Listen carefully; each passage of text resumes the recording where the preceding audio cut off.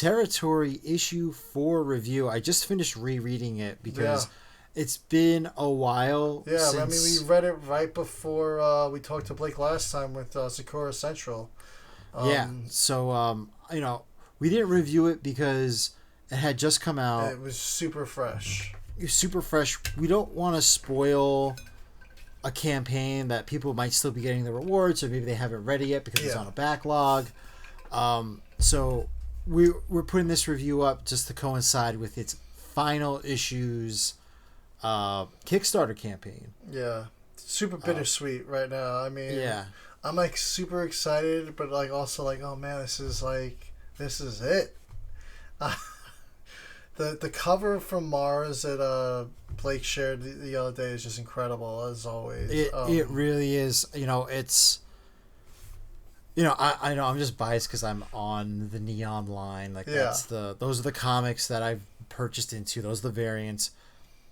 They're always, I do like the regular covers as well. They do have amazing variant cover artists, and for a Kickstarter campaign, it's one of the biggest amounts I feel like of covers. Yeah, they have a lot of covers. He did a whole countdown up until the Mars cover reveal. He went through all the covers, and they're all just so good.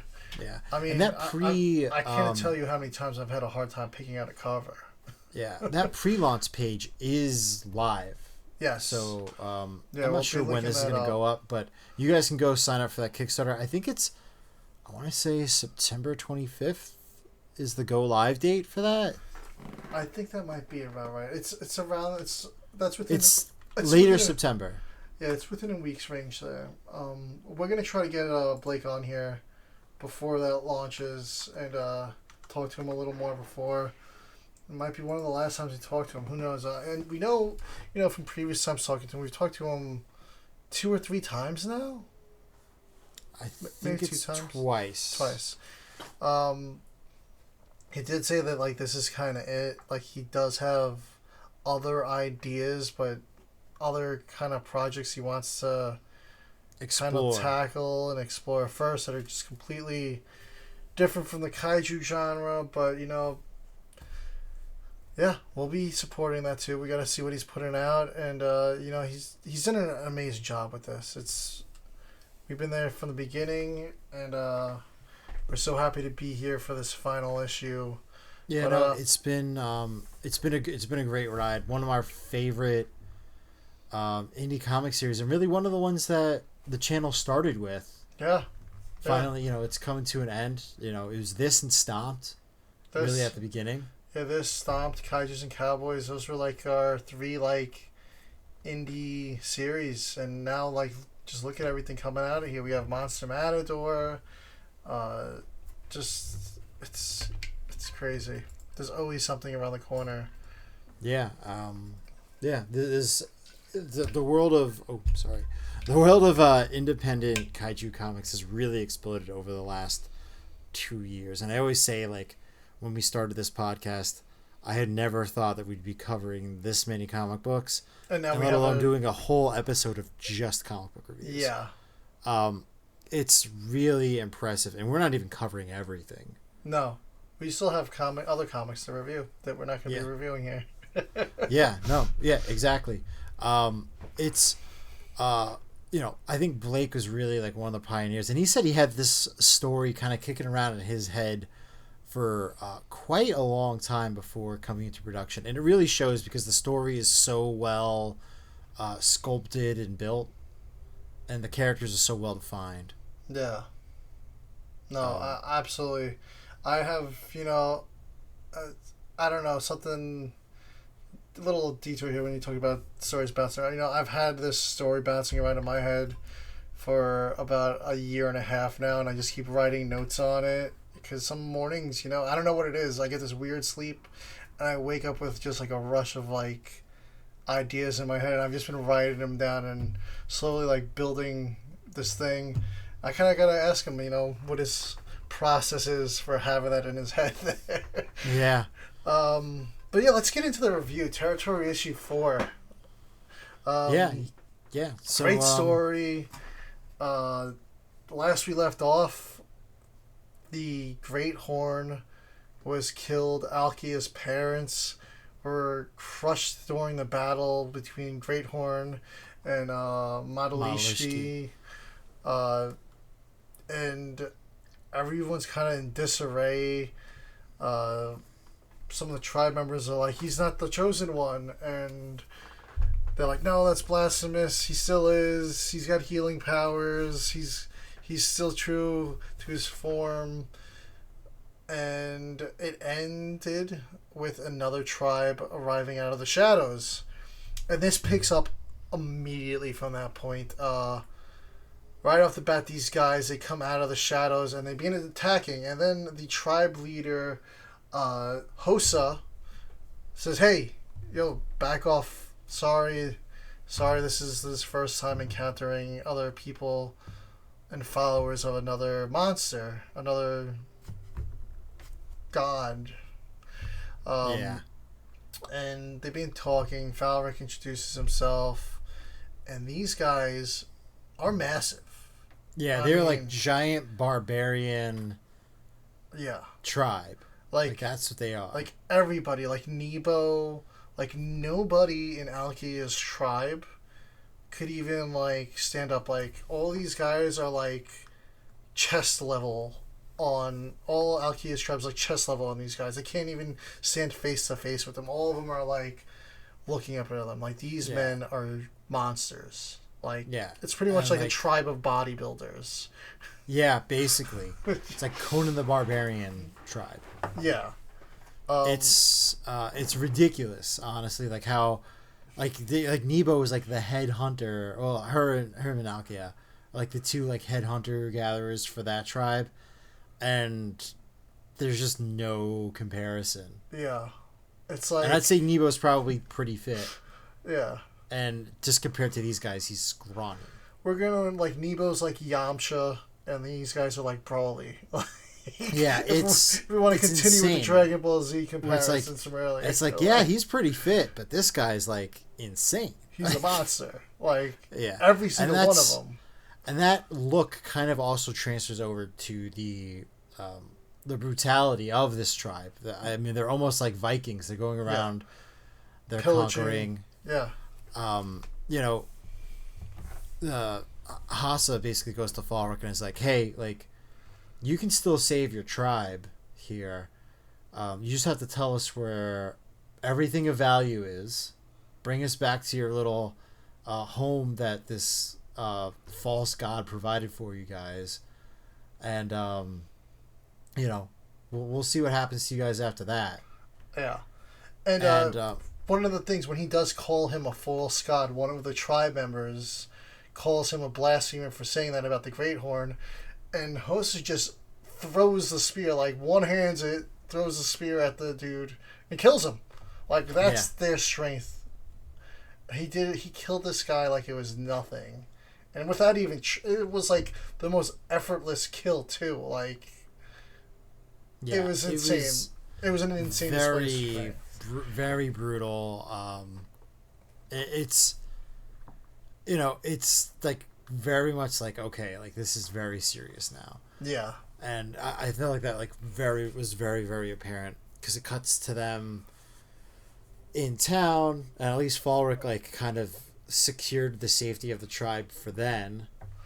And, yeah. And, yeah, you know, they just set the town on fire, they take everything that's good and destroy everything else that's bad. Yeah, they pretty much try to erase the existence of the Greathorn, and they said anything that pertains to the false god, get rid of, and take anything of value, any resources, and we'll bring you back to our camp. And they bring him back to the camp, and the first thing they do is shove him in a cage.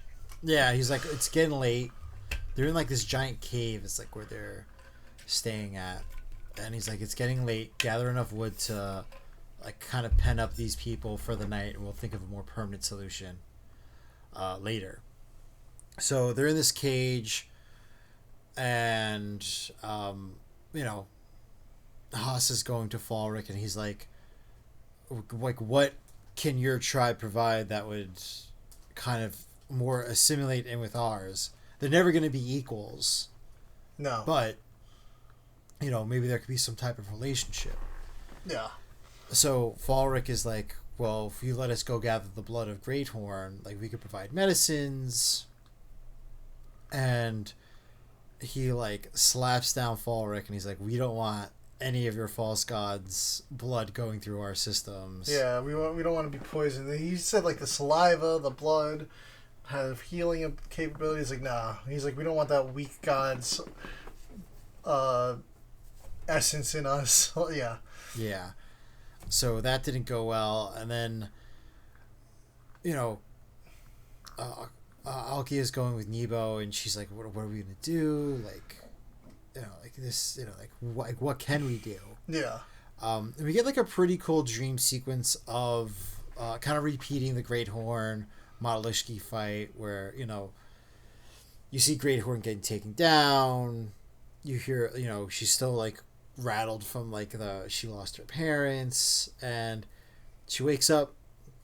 It's now the next morning, and Haas is there with the tribe again, and he's like, all right, Modalishki requires blood, and we're gonna do a trial by combat. Yeah, he's like, in order to honor Modalishki, we're gonna do a display of combat. And he goes, we're going to pick you. And he picks a Nebo. And Alky's like, no. And next morning comes around and this combat's like on top of this like seaside cliff. And it's Nebo versus Mountain of a Man. And Nebo is just getting his ass kicked. He's down on the ground. It's like a child fighting a man. Yeah. And pretty much the dude could have finished him off. He stabbed Nebo in the eye, and he could have kept going.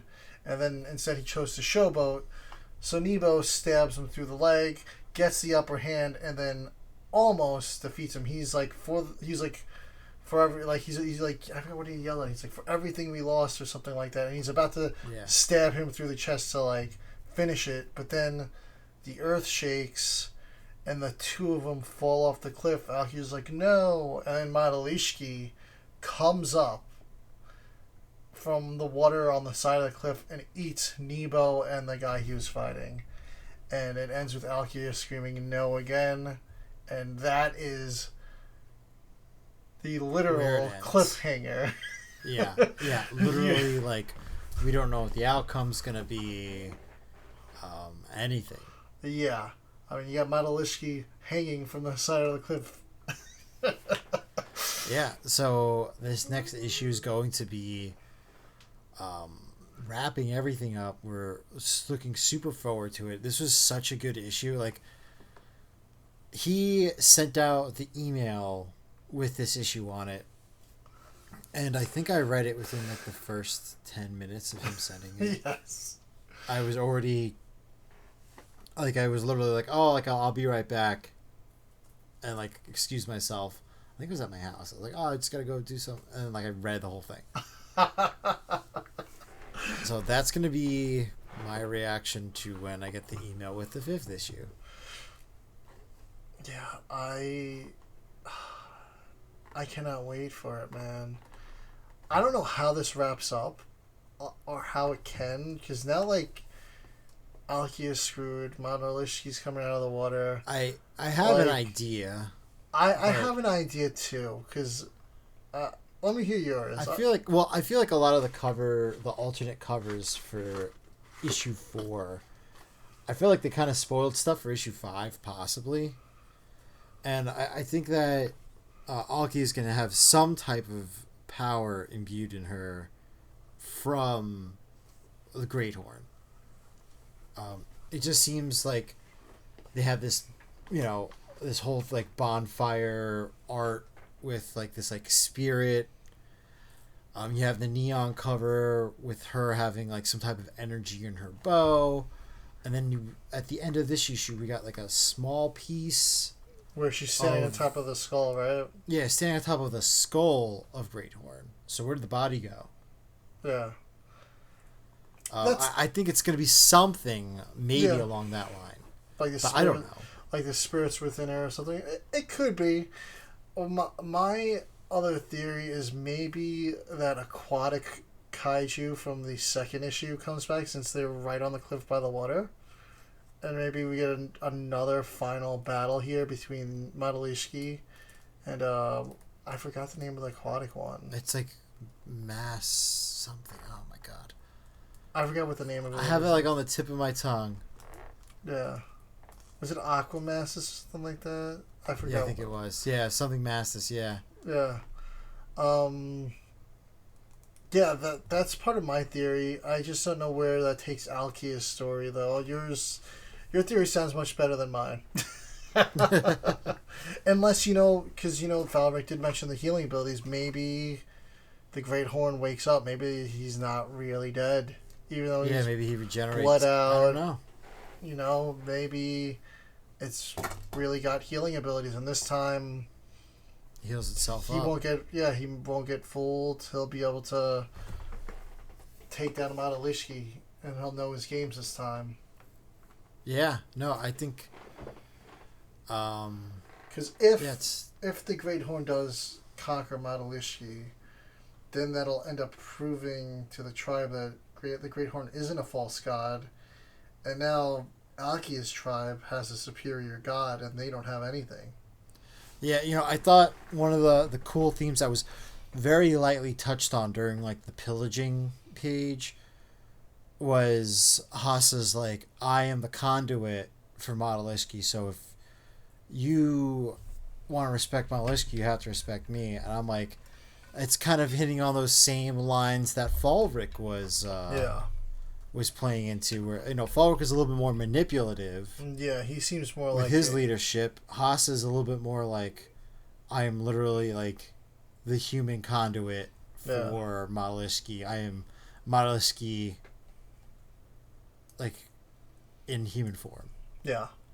So, again, hitting on these themes of just like Falric seems more indoctrination-y the way he handles his power. He's like, I'm going to indoctrinate all these people into believing me. And this guy's like... Yeah, Falric's a little bit more culty. Yeah. He's all talk. Like, this guy, he's talk, but he could follow through and, like, crush a skull. Yeah. So, those are the, kind of some of the themes that he was hitting on. At the end of the day, these stories like this, there's often a lot of subtext to the story where it's like, yeah, it's a cool story with kaijus and they're fighting and killing each other and all that stuff. But then there's also, a whole subplot and everything with these stories as well. Symbolism, stuff like that. So, I didn't want to just be like, yeah, cool monster fights at the end. Eats people. There is more to this comic book than that. No, it's a lot of... I feel like we didn't get a ton of Alkia in here. Like, I feel like there's the least... I think they had to... She was kind of like... Show this entire tribe. Yes. Her, Neba, were kind of like all in the background on this. Like, it's her story. And she had just gone through the trauma of losing her parents, so I think she's still a little stunned, hence the dream sequence. Yeah. I mean, she's had now 2 issues of loss. She lost her parents, she lost her best friend, she lost her god for now. We'll see what happens. She lost her home. Yeah. I mean... She lost everything. Yeah. And then now even her religious leader is like some old man in a cage. You know what I mean? Like, even he's not, she doesn't have a... No. A guy. Someone to, like, lean back on. Yeah. Yeah, he's basically useless. Yeah. So, yes, excited for the Kickstarter for issue 5. We'll have links to everything down below. Yeah, do not miss it. And if you haven't read it yet, all the issues are going to be available. And Blake does have at least the first 2, maybe 3 issues available on Global Comics to read for free. So check them out there. And we always highly recommend it. And be sure to follow Blake on Twitter, Instagram, Kickstarter. I always recommend following the creators on Kickstarter. That way you can see right away the minute they post a new project. If it goes in pre-launch, you'll know it's ready to go. You'll get that notification from Kickstarter. And you'll see what they back too.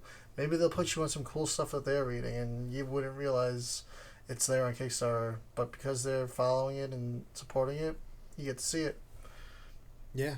Yeah, no, definitely. And One more. definitely go check it out. I can't believe it's the last issue. It's really like it's incredible and devastating at the same time. It almost feels like end of an era type. It really does. It's like type of thing.